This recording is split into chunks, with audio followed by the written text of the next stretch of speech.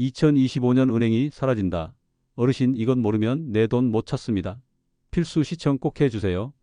2025년 어르신을 위한 금융 가이드. 통장에 돈은 있는데 막상 꺼내려면 자식한테 물어봐야 한다면 그게 정말 내 돈일까요? 은행은 점점 줄어들고 스마트폰은 점점 복잡해집니다. 얼굴 보고 입금하고 말로 송금하던 시절이 어느새 사라져 버렸죠. 그리고 이런 변화는 특히 어르신들께 가장 불편한 현실로 다가오고 있습니다. 하지만 걱정하지 마세요. 2025년부터는 은행에 안 가도 내 돈을 지키고 보내고 확인할 수 있는 시대가 열립니다. 우체국에서도 전화 한 통으로도 심지어 편의점에서도 가능해집니다. 예금 보호는 1억 원까지 확대되고 실수로 보낸 돈도 쉽게 돌려받을 수 있고요. 오늘 영상에서는 꼭 알아야 할 10가지 변화와 함께 내 손으로 내 돈을 관리하는 가장 쉬운 방법들을 알려드릴게요. 구독과 좋아요 눌러주시면 이 중요한 정보가 더 많은 분께 전해집니다. 지금부터 여러분의 금융 생활이 달라집니다. 함께 시작해 볼까요? 1. 은행 지점이 사라지고 있는 현실. 여러분, 요즘 동네에서 은행 지점 찾기 어려우셨던 적 없으신가요? 괜히 그런 느낌이 드는 게 아닙니다. 실제로 최근 5년 사이 우리나라에서 문을 닫은 은행 지점이 무려 1200곳이 넘습니다. 그만큼 빠르게 변화하고 있다는 뜻이겠죠. 특히 시골이나 작은 마을에 사시는 어르신들께는 이 변화가 더욱 크게 다가옵니다.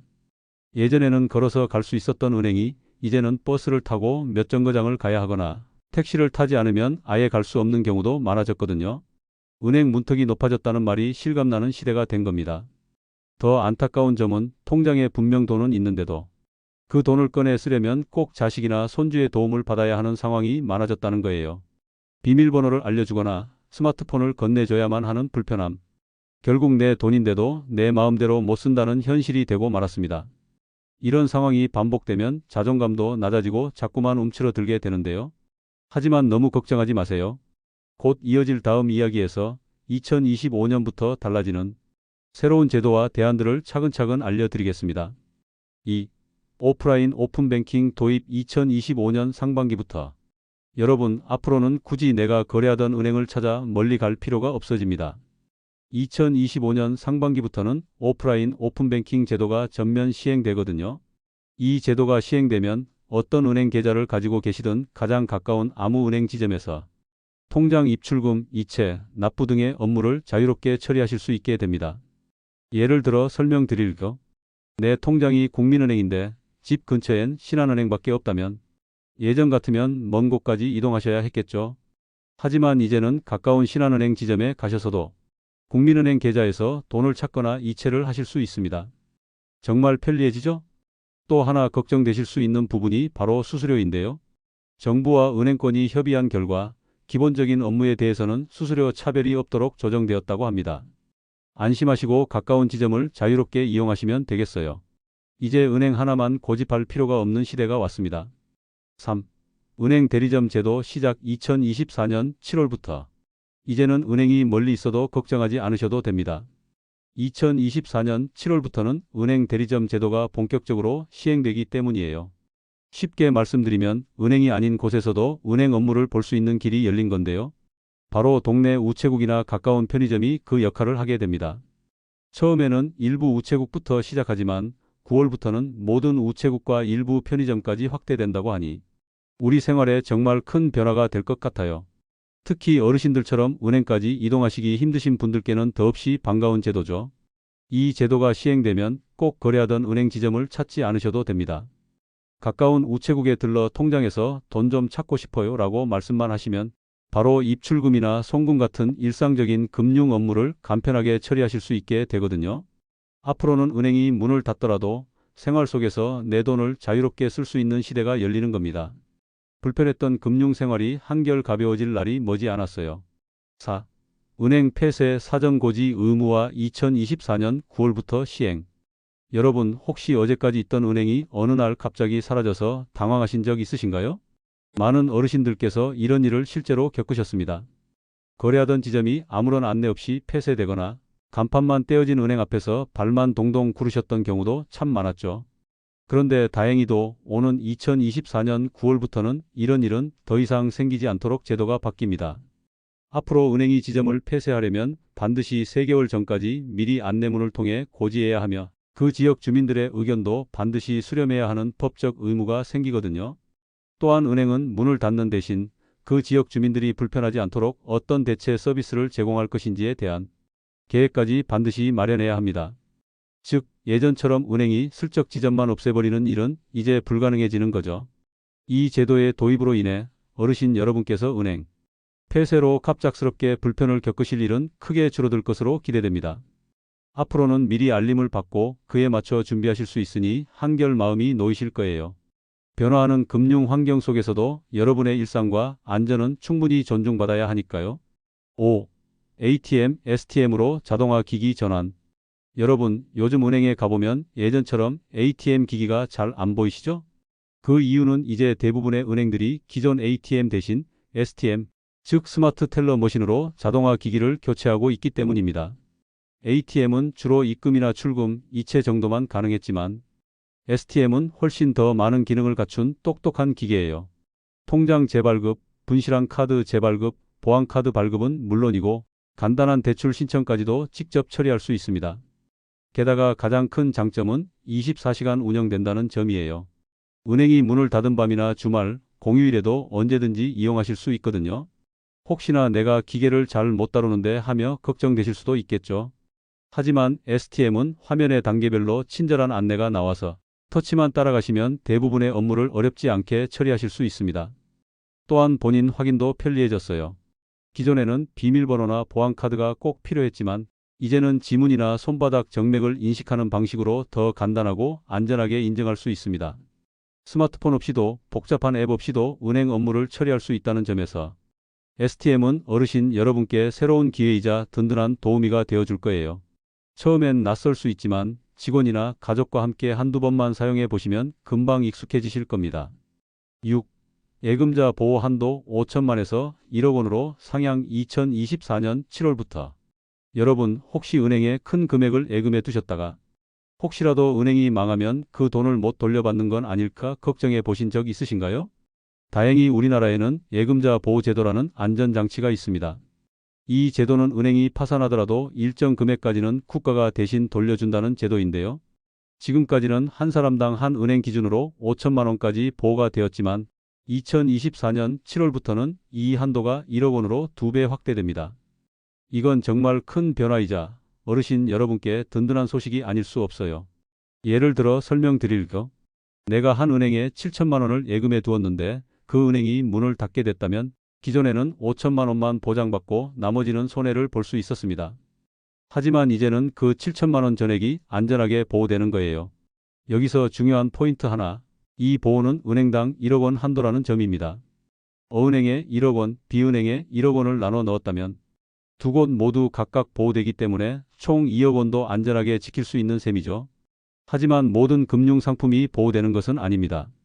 예금, 적금, 입출금 통장, 외화예금 등은 보호되지만 주식, 펀드, 파생상품, 저축성 보험 등은 보호되지 않아요. 은행에서 상품을 가입하실 때 꼭 이 상품은 예금자 보호 대상인가요? 라고 확인해 보시는 것이 중요합니다. 이 제도를 잘 이해하고 활용하신다면 여러분의 소중한 자산을 훨씬 더 안전하게 지키실 수 있을 거예요. 7. 차고 송금 반환 서비스 대폭 강화 2025년 시행. 여러분, 돈을 잘못 보내보신 적 있으신가요?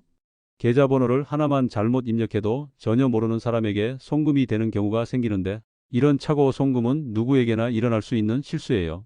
특히 스마트폰 화면이 작고 숫자가 헷갈리는 어르신들께는 더 빈번하게 발생하곤 하죠. 그동안은 이런 일이 생기면 받은 사람이 자발적으로 돌려주지 않는 이상 소송을 걸어야만 돈을 되찾을 수 있는 어려운 절차를 거쳐야 했습니다. 하지만 이제는 그런 걱정을 덜어도 돼요. 2025년부터는 차고 송금 반환 지원 제도가 대폭 강화되어 시행됩니다. 먼저 지금까지는 1년에 한 번만 이용 가능했던 것이 무제한으로 변경되고 지원 한도도 기존 5천만 원에서 1억 원까지 확대됩니다. 즉, 실수로 보낸 돈을 국가기관인 예금보험공사가 대신 찾아주는 시스템이 된 거예요. 예를 들어 설명드리면 송금 실수로 낯선 사람에게 30만 원을 보냈다면 은행이나 예금보험공사 홈페이지에 신청만 하시면 됩니다. 복잡한 서류나 소송 없이도 정식 절차에 따라 돌려받을 수 있게 되는 거죠. 게다가 이 제도는 1년에 여러 번 실수를 하더라도 계속 이용할 수 있다는 점에서 어르신들에게는 정말 실질적인 도움이 될 수 있어요. 만약 직접 신청이 어려우시다면 가까운 은행에 가셔서 직원에게 도움을 요청하셔도 되고요. 이제는 혹시 실수를 하시더라도 어떡하지 하고 가슴 졸이지 마시고 침착하게 반환 절차를 밟으시면 대부분의 경우 원금을 돌려받을 수 있는 시대가 된 겁니다. 편리함은 물론 금융 안전망까지 함께 강화된 변화라고 할 수 있겠어요. 8. 금융생활 편리하게 만드는 어르신 맞춤 팁. 복잡해진 금융 환경 속에서 어르신 여러분께 꼭 도움이 되는 실용적이고 쉬운 금융생활 팁 5가지를 정리해 드리겠습니다. 이 중 몇 가지만 실천하셔도 일상이 훨씬 편리해지실 거예요. 첫째, 문자 알림 서비스입니다. 통장에서 돈이 입금되거나 출금될 때마다 문자로 알려주는 서비스인데요. 대부분의 은행에서 무료로 제공하고 있어요. 한 번만 신청해 두시면 누가 언제 얼마를 보냈는지 실시간으로 알 수 있어서 금전 사고 예방에 큰 도움이 됩니다. 둘째, 전화 뱅킹입니다. 스마트폰이 어렵거나 앱이 복잡하게 느껴지신다면 전화 한 통으로 잔액 조회와 송금이 가능한 ARS 뱅킹을 활용해 보세요. 상담원 연결도 가능하니 전화로 송금하고 싶은데 도와주세요 라고 말씀하시면 직원이 친절하게 안내해 드립니다. 셋째, 실버 특판 예금 상품입니다. 은행에서는 어르신을 위한 우대 금리 예금 상품을 종종 출시해요. 일반 예금보다 이자가 높고 조건도 간단한 경우가 많죠. 단 전화로 안내해주는 사칭 사기가 많으니 반드시 직접 은행 창구에 방문하셔서 확인하셔야 합니다. 넷째는 간편하지만 안전한 비밀번호 설정입니다. 비밀번호는 너무 복잡하면 기억이 어렵고 너무 단순하면 보안에 취약해요.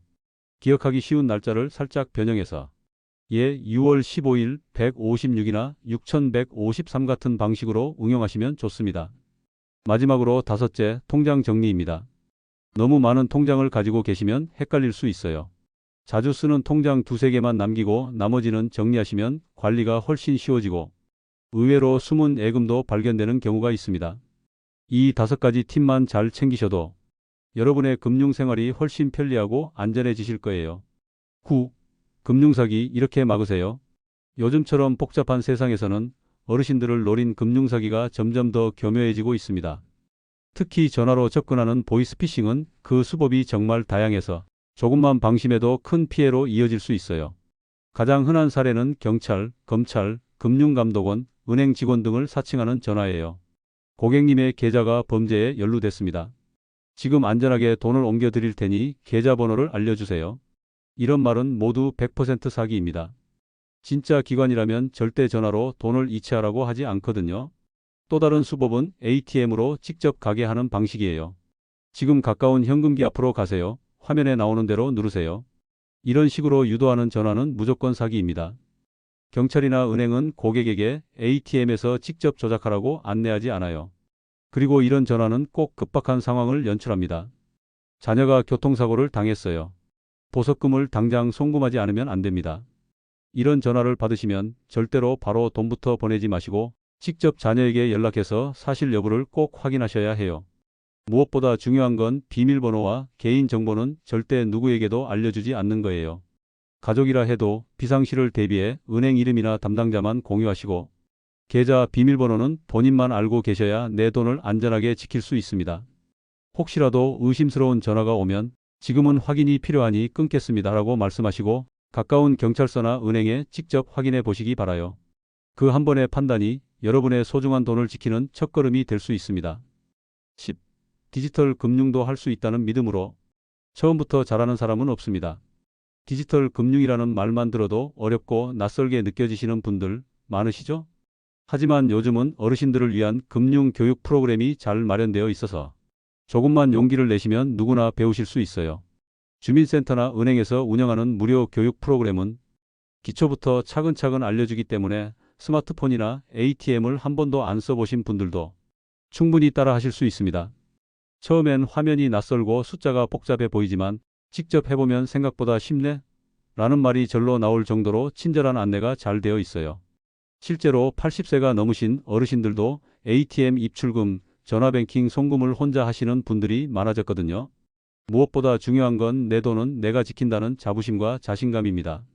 누구에게 의지하지 않고 내 손으로 금융생활을 관리할 수 있을 때 마음이 더 든든해지고 일상이 훨씬 당당해져요.